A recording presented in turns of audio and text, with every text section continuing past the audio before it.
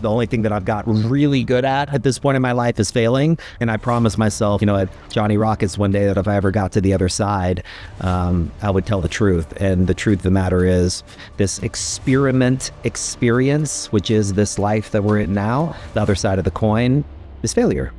Contrarian, resilient, trailblazing. Our guest today is known as the Oracle of Austin for his bold approach to real estate and wealth creation. All success is about inertia, is about action. Ari Rastegar is the founder and CEO of Rastegar Capital, a private investment firm with a portfolio built around recession-resilient assets, including multifamily, office, and industrial properties. To me, failure is learning how to win. His career path has been anything but ordinary. He went from flipping burgers to becoming a lawyer, to launching his first real estate investment firm while still in law school in 2006. Today, he's built a reputation for spotting opportunities and scaling them into long-term success. Real estate at the end of the day is about people. While some investors chase trends, he focuses on assets built to weather downturns and thrive when the market gets tough. This is sustainable growth based upon solid fundamental economics. Ari believes that the greatest returns come from thinking differently and playing the long game. Get ready. This conversation will change how you think about risk, resilience, and rewriting your own path to wealth. Okay, guys, welcome back to The Mellow Millionaire. Today I'm in Austin, traveling actually for work and going on a hunting trip, and Ari was nice enough, Rastegar, to be on the podcast. So Ari is the visionary founder of Rastegar Property Company, a real estate investment firm redefining how people live, work, and thrive. Dubbed the Oracle of Austin, he built a billion-dollar portfolio spanning from multifamily, office, and mixed spaces with a focus on innovation and sustainability. So you are born and raised here. You started out with a $3,000 loan 10 years ago, and you built just a massive real estate portfolio. Tell us a little bit about the story. I'm an attorney by trade, but it took me a while to get to that. I didn't want to even go to college between you and I. And my dad said, being an Iranian immigrant and having the dictatorial, typical Iranian father, said, after you become a lawyer, you can be an exotic dancer for all I care. Didn't do too well in middle school or high school. Had a terrible speech impediment and kind of uncomfortable in my own skin, and had to go to a couple community colleges before Texas A&M was kind of dumb enough to let me in. But I graduated #1 in my class and delivered pizzas all through college and was trying to get it together. And then while I was in law school, I was building single family homes, like in between classes, little houses that I used my scholarship money to buy a little lot for $3,500, and met a local builder, and he built it and helped me get a loan. And I was on the construction sites in the morning and in class in the afternoons, and it was something. And now, where are you at today? What are you looking forward to doing? Well, real estate is about people, and that's really what I love. I was a corporate litigator before, and just seeing people on the worst day of their lives every day wasn't something that interested me too much. But building community is really what I love. But we designed this beautiful futuristic multifamily, single family home, little Texas town square, a new elementary school that actually just opened in August. And just how there's this 60 acre of green space that really holds that community together is the things that we really, really love. And, we've built a lot of different stuff, from industrial facilities to apartment complexes. We've owned apartment complexes, self-storage.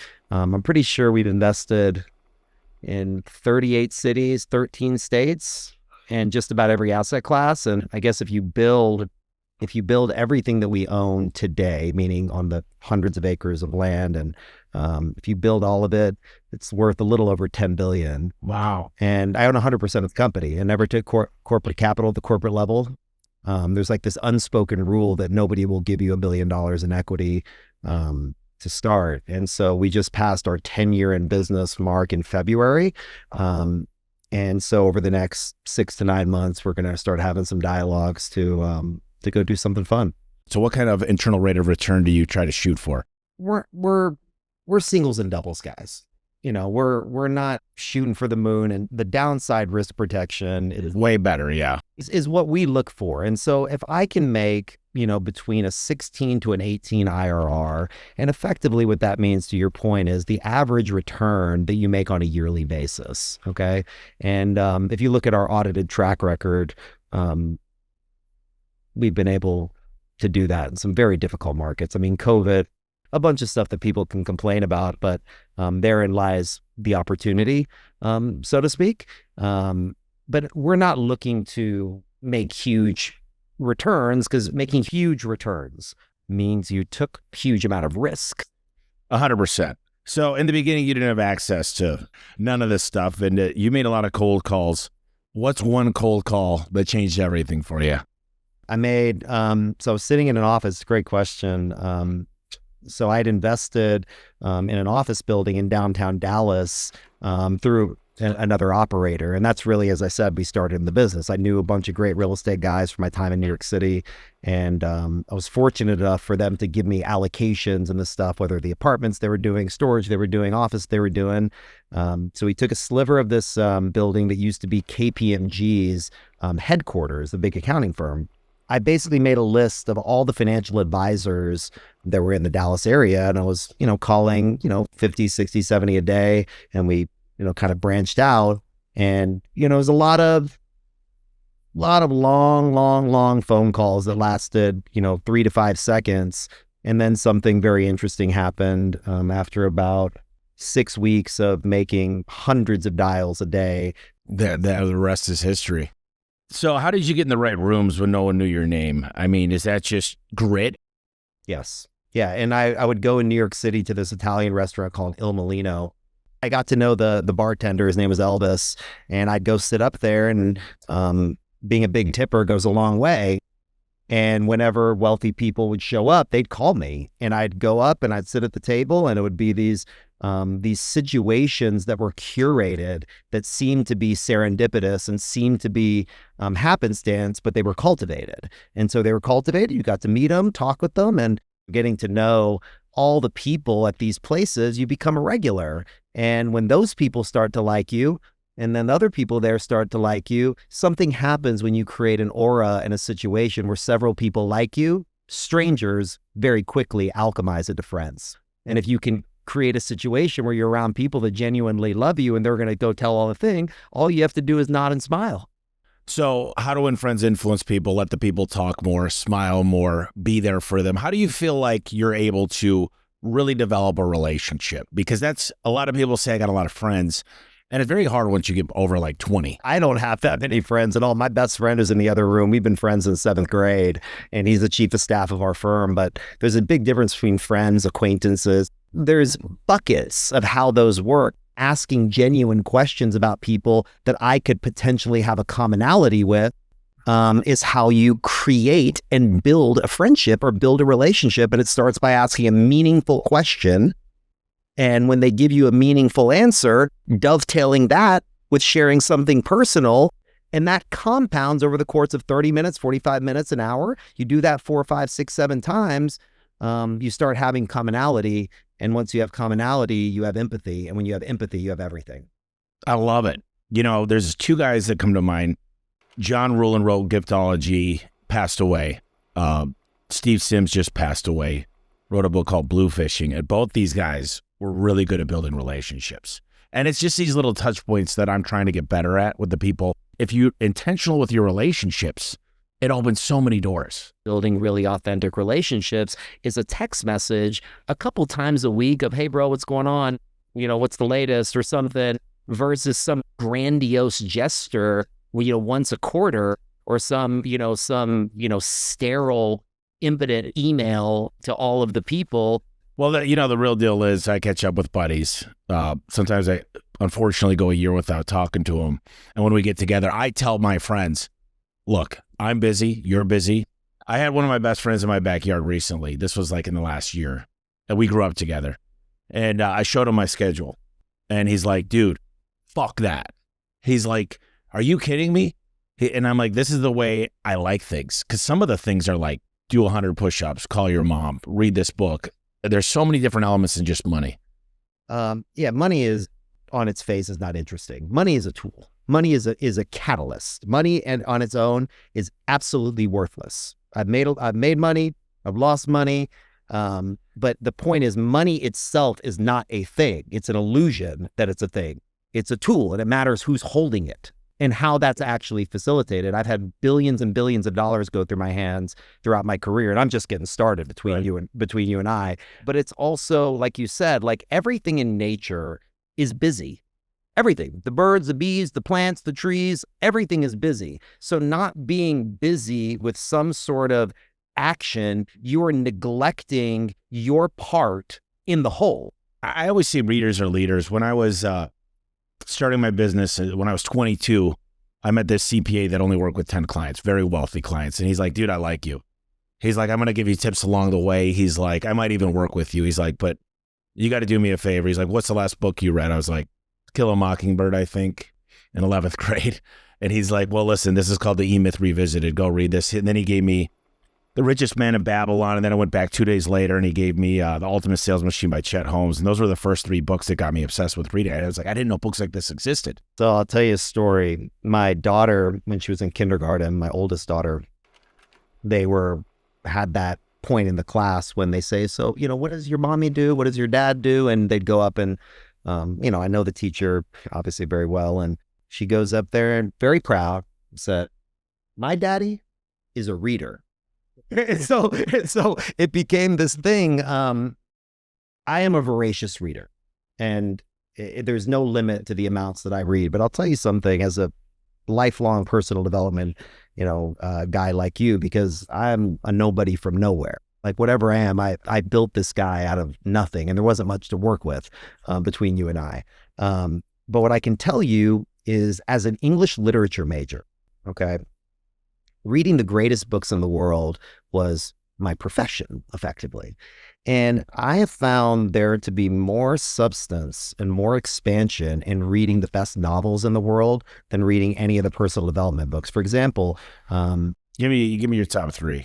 Oh, no, well, I'll tell you, if anybody is listening to this that has not read 100 Years of Solitude by Gabriel Garcia Marquez, or if you're in America and haven't read Moby Dick, Dostoevsky, Crime and Punishment, The Idiot, Chekhov, Dickens, you're doing yourself an injustice. And the reason I say that is reading the greatest novels in the world expand your possibilities. What do I mean by that? If you read Dickens, you read Bleak House as an example, you're not just reading a book. You're studying a time in history when it was written. You're seeing a social commentary. You're reading a vernacular from a particular city, country, state. So you're getting a history lesson. You're getting a human psychology lesson. You're learning about relationships. And by digesting that deep in your subconscious, you're expanding your ability to dream.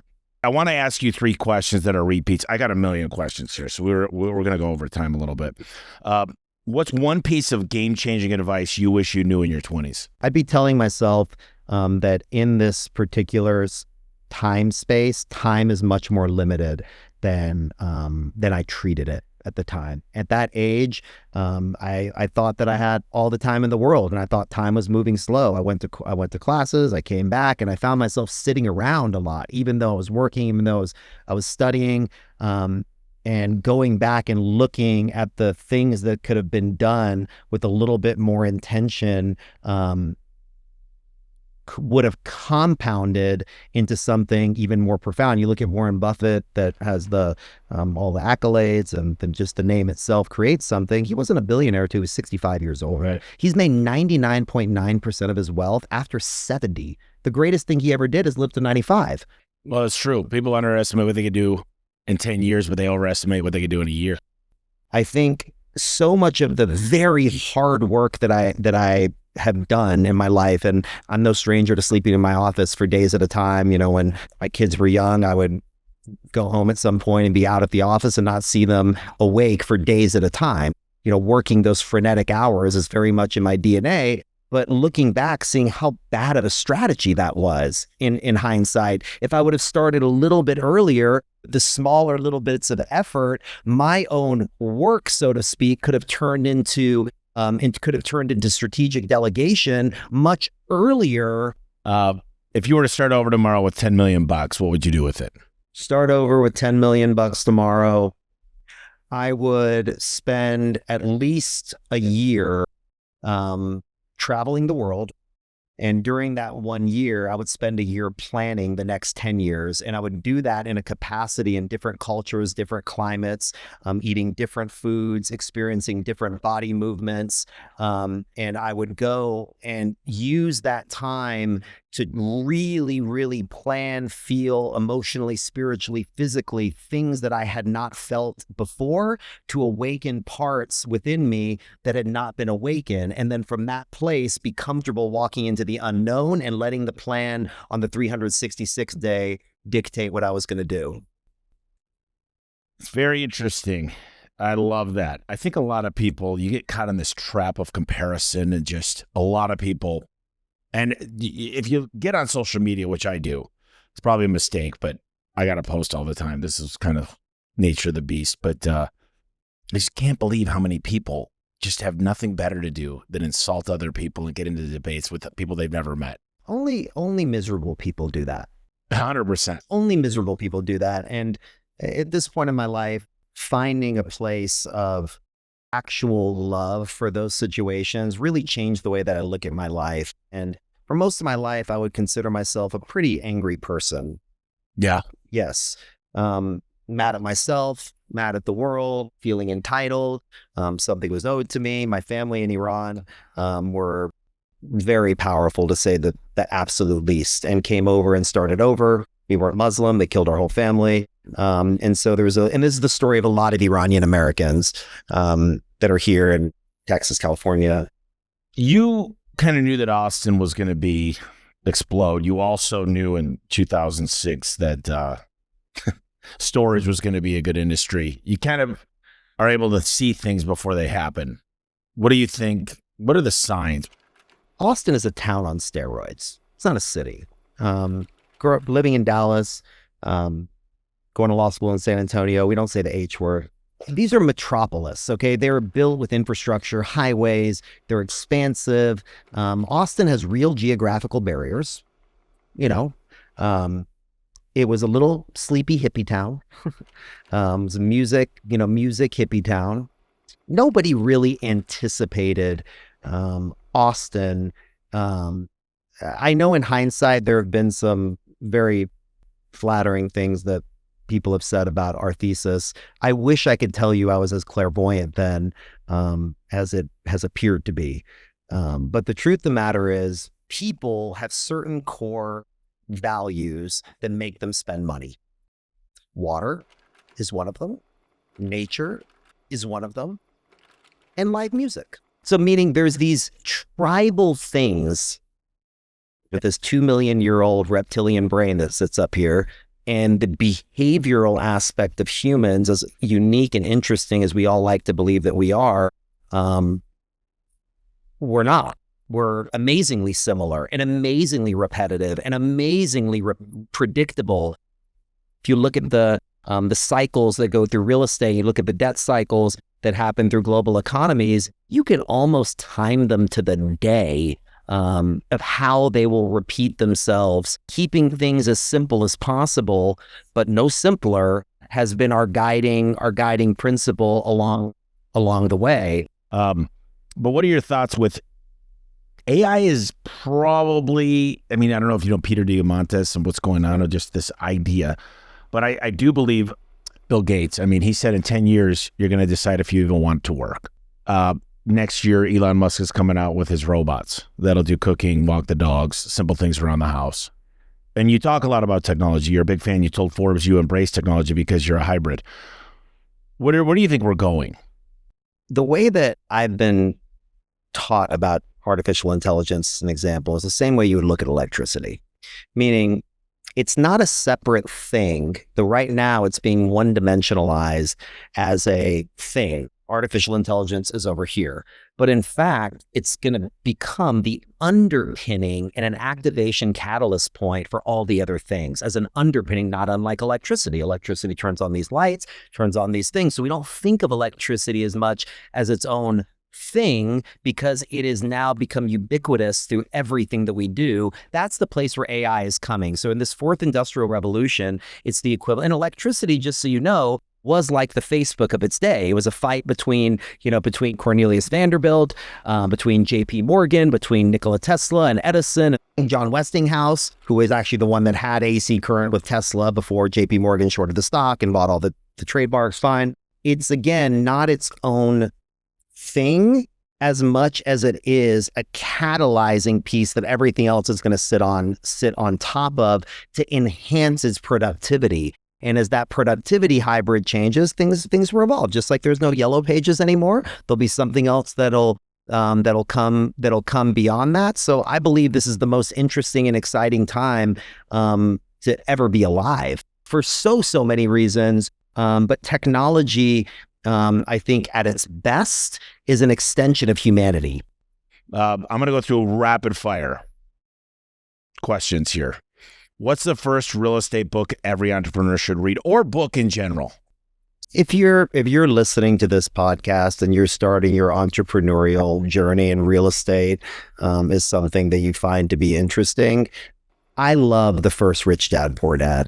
I read it the first time when I was a 13-year-old boy, reading that book the first time, just putting it in a perspective that I could digest, I could visualize, I could see the difference between making money work for you versus working for money. And then when my father gave me Think and Grow Rich at about 14 or 15 years old, that foundational piece drew it all together. But I think anybody that is on this journey and has an appetite, back to that word of hunger, whatever that means, spending time reading the best novels in the world, pick one. Go back to Huckleberry Finn. Any book that is a book, I believe, will expand your capacity. What's the most expensive lesson you've learned? That I learned was the astronomical price of procrastination. Last question before we close out. The Sun Belt or coastal cities, where's the smarter bet right now? So the Sun Belt as a region has population migration trends on its side for now. People will migrate to beaches as they have for a variety. There's energetic reasons even. Having your bare feet in sand has a grounding mechanic that, actually heals your body. And there's a certain part of us being saltwater, and the way that the waves in the ocean move is by following the moon, because it's the largest, closest thing to it. So waves follow the circle, the moon. That's how the ocean exists. You are a saltwater being. The whole universe, and this is what I tell people, stop acting so small. The whole universe is inside of you, quite literally. So because of that, there is a gravitational pull, quite literally, to the coast. Why I say the framework matters. Most real estate investment funds are on 7-year cycles, and with 2 1-year extensions, 7 to 9 years. And the 7 to 9 year, the only place to be is in the Sun Belt. Period. Hard stop. But if we had this question on the larger debt cycle, people are going to be right on the coast, and they're just going to be there. The social issues, California, New York, Mamdani, is irrelevant because the gravitational, physiological, spiritual pull that we have to oceans will make coastal cities valuable across the world to the end of time. I love it. What's your book called? The Gift of Failure. The first line of the book is, I hope you fail. I hope you fail a lot. That's all I've known how to do. The only thing that I've got really good at this point in my life is failing. And I promised myself, at Johnny Rockets one day, that if I ever got to the other side, I would tell the truth. And the truth of the matter is, that this life, this experience, which is this life that we're in now, the other side of the coin is failure. I always say when I get on stage, I'm probably the biggest failure in this room. I just fall forward a lot and I embrace it. I'm going to have you close us out on anything you want to talk about to finish this up. Right now at this moment, there's so many things that are going on in the world that are forcing people either to wait because of uncertainty, whether economic uncertainty, global uncertainty. There's so many reasons right now. If you read the headlines, which are only designed to draw attention. That's all headlines, and all the media, I should say, is designed to do. TikTok, they're buying attention. Now there's an algorithm for how much your attention costs, quite literally. I would take a moment to close your eyes and sit in silence, to close your eyes for a second and sit in that divine silence and listen. All right. You're the man. This has been a pleasure. I need to go sit down and close my eyes more. Thanks so much for listening to this episode. Like always, we're going to close it out with the Tommy Truth, which is a little slice of wisdom from me to you that can help guide you in whatever you're striving towards right now. One of the biggest mistakes I see with young entrepreneurs is they're trying to grow a business into a lifestyle business. What happens is a lot of the people say, I want these things now. I want to buy a nice house, so I got a larger mortgage. I want this nice car, so I got a bigger lease or rent payment. And that's a mistake. You should be thinking about the outcome of the company. That's where true generational wealth comes from. That's where your mindset should be, not how much money can I extract from this business today as W-2 income. So just remember, build a business that's worth a lot of money. Don't think about getting rich every year based on the draws you're taking from the business. And that's it, guys. We'll talk to you next week.